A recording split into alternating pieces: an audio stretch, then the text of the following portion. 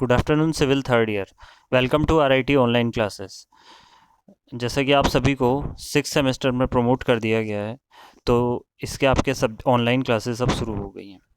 तो मैं विमल आपको एडवांस कंस्ट्रक्शन टेक्नोलॉजी पढ़ाऊंगा, जिसे शॉर्टकट में हम कहते हैं ACT, एडवांस कंस्ट्रक्शन टेक्नोलॉजी।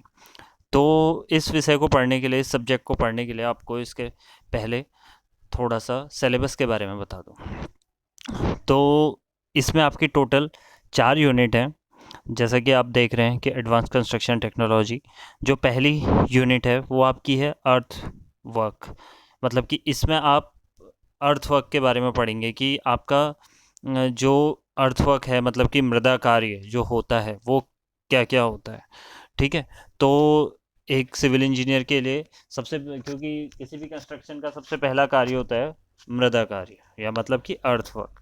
तो इसमें एक्सकवेशन मतलब आप पढ़ेंगे, साइड स्लोप्स के बारे में पढ़ेंगे, डी वाटरिंग टेक्निक्स के बारे में पढ़ेंगे, और disposal of soil and balancing के बारे में पढ़ेंगे, और सेफ्टी के बारे में पढ़ेंगे। ये सारी चीज़ें।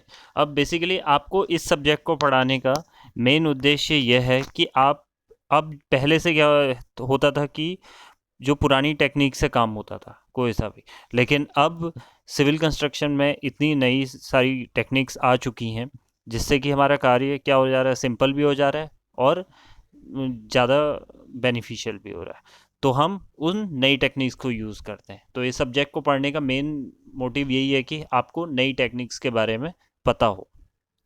ठीक है। तो आप देख रहे हैं कि सेकंड यूनिट जो है वो हाई राइज कंस्ट्रक्शन है। तो पहले आप देखते थे कि बहुत स्मॉल स्मॉल कंस्ट्रक्शन होते थे, ज़्यादा ऊंचे कंस्ट्रक्शन नहीं होते थे। लेकिन एडवांस कंस्ट्रक्शन टेक्नोलॉजी की मदद से आप क्या कर रहे हैं, हाई राइज बिल्डिंग्स बना रहे हैं, हाई राइज कंस्ट्रक्शन कर रहे हैं किसी भी चीज़ का। तो इसके अंडर आप पढ़ेंगे construction construction technique for high rise buildings. जितनी भी बिल्डिंग्स हाई राइज बिल्डिंग्स हैं, उनमें कौन कौन सी टेक्निक्स यूज़ होती हैं कंस्ट्रक्शन की। ठीक है। दूसरा है कि construction techniques of chimney and cooling tower. आपने चिमनी और कूलिंग टावर देखे होंगे, तो उनके कंस्ट्रक्शन के लिए क्या क्या टेक्निक्स यूज़ होती हैं, वो इस चैप्टर में आप पढ़ेंगे। इसके बाद नेक्स्ट जो चैप्टर है वो बहुत इंपॉर्टेंट चैप्टर है। जैसा कि आप देख रहे हैं कि precast and pre stressed concrete construction. ठीक है। तो इसमें आप देख रहे हैं कि आपका क्या है, प्रीकास्ट और प्री कंस्ट्रक्शन। मतलब प्रीकास्ट के बारे में आपको बताया जाएगा कि किस तरीके से कंक्रीट को प्री कास्ट किया जाता है, प्री स्ट्रेस कंक्रीट जो होते हैं वो बनाए जाते हैं। तो इसके अंडर आप लोग प्री स्ट्रेस कंक्रीट के बारे में पढ़ेंगे, उसकी थ्योरी के बारे में, पोस्ट टेंशनिंग, प्री टेंशनिंग, ये सारी चीज़ें आपको जैसे जैसे मैं सब्जेक्ट पढ़ाते जाऊँगा उसमें आपको ये क्लेरिफाई होती रहेगी। ठीक है। तो इसके अंदर आप ये सारी चीज़ें पढ़ेंगे, और उसके बाद है पोस्ट टेंशनिंग की आपको टेक्निक्स पता होनी चाहिए, इससे पता चलेंगी। प्री टेंशनिंग, ये क्या क्या चीज़ें होती हैं, मटेरियल क्या क्या यूज़ करते हैं हम इसमें, जो भी सारी चीज़ें हैं वो इस चैप्टर के अंडर आप पढ़ेंगे। इसके बाद जो नेक्स्ट और लास्ट चैप्टर है वो आपका है पाइल्स। ठीक है। जैसे कि पाइल फाउंडेशन आप पहले भी पढ़ चुके हैं।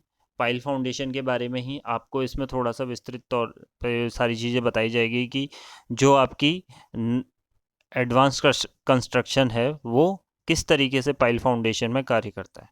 तो इसमें डिफरेंट टाइप्स ऑफ मेथड्स होंगे जो आपको इसमें पढ़ाए जाएंगे, और किस तरीके से नॉन डिस्प्लेसमेंट पाइल्स होती हैं, और किस टाइप की प्रॉब्लम्स इसमें आती हैं कंस्ट्रक्शन में पाइल फाउंडेशन की, और पाइल टेस्टिंग के बारे में आप इसमें पढ़ें।